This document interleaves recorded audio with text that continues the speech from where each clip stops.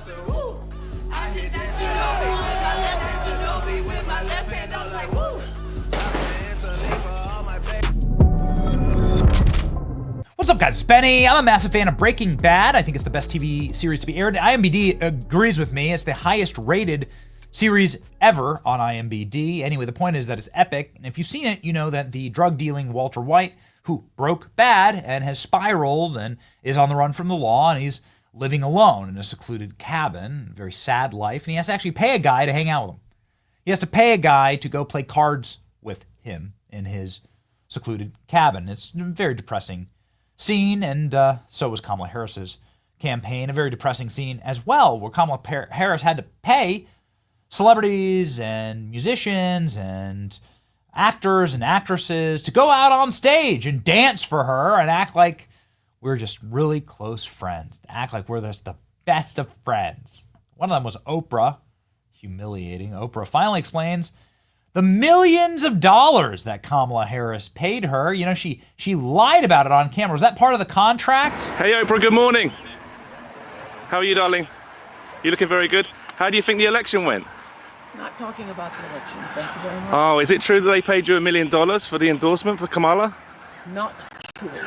Not true? That's so funny, Oprah. What an interesting thing that you've said there, because now you've had to admit that they did, in fact, pay you millions of dollars to do stunts like this with Kamala Harris. I can tell you as a matter of fact that President Trump paid absolutely nobody to endorse him or to be on stage with him. Oprah says that it just went to her production company, though. All those millions from Kamala and Democrat donors, they went to her production company, okay? Oprah's own hometown newspaper eviscerates her for taking millions of dollars from Kamala.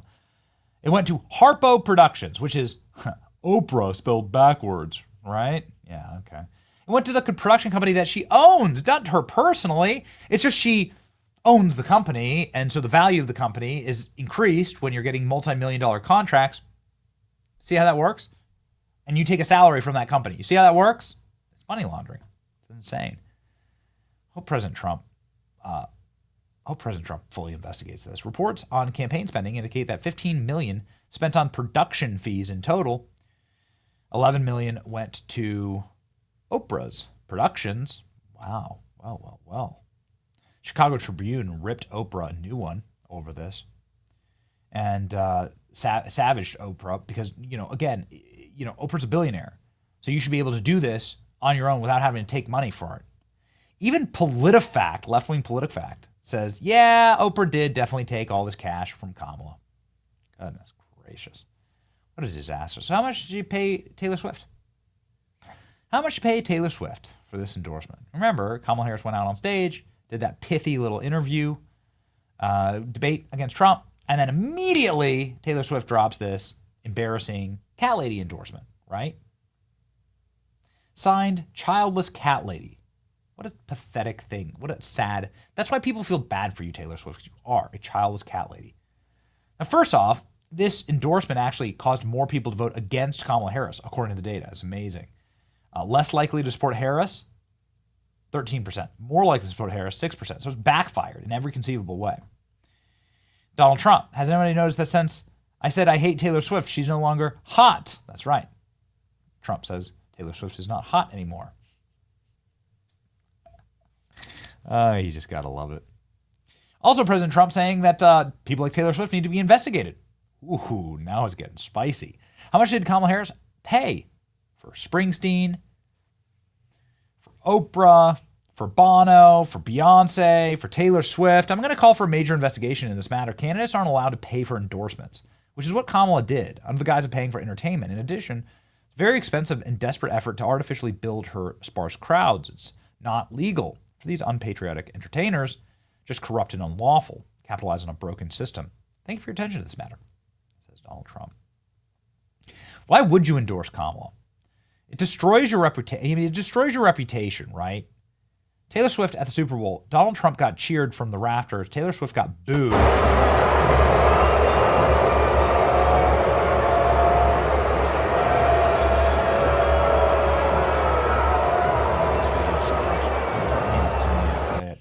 Boo. You can see Taylor Swift there saying, what's going on? Watch.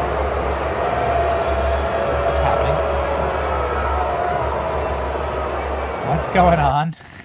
Everyone's booing you, lady. You're on the Jumbotron and everybody's booing you. This is because of her Kamala endorsement. Now we're learning some very interesting things. We're learning that Taylor Swift decided not to appear in public with Kamala Harris. They're so operated. It's so embarrassing. I'm taking the hammer to this because I'm so sick of celebrity endorsements. Let the candidates be the candidates. These endorsements are so fraudulent. It's so embarrassing. So I'm going to we're going to keep hitting it. Despite whispers and building anticipation that she could join Beyonce or Lady Gaga, paid for shills, the pop culture icon Taylor Swift refused to show up for Kamala Harris on the campaign trail. And although she issued a debate night endorsement of Harris and sent Donald Trump spiraling, Taylor Swift decided to sit out the remainder of the cycle.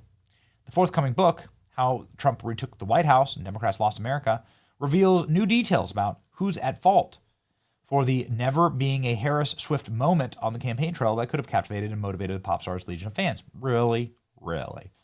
Okay, idiots. Why don't you check the actual data here? Anyway, let's read.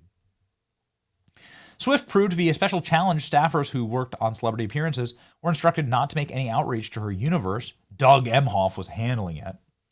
Before Harris became president, Doug had a lucrative career as an entertainment lawyer in Los Angeles, and he and Swift's lawyer were partners. Emhoff, the authors wrote, had reached out to convey the campaign would really appreciate efforts for the pop star to help Harris, but got a 7-word rejection.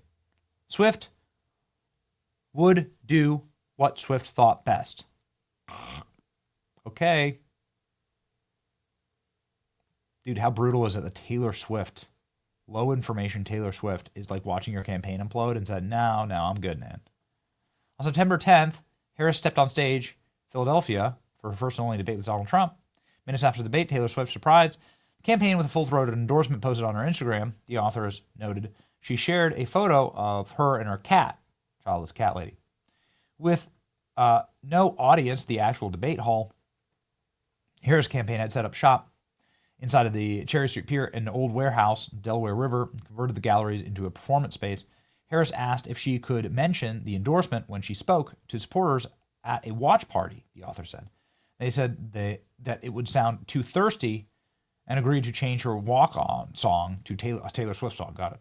The move to the room was electric and only seemed a matter of time before Swift herself would make some sort of appearance alongside Harris.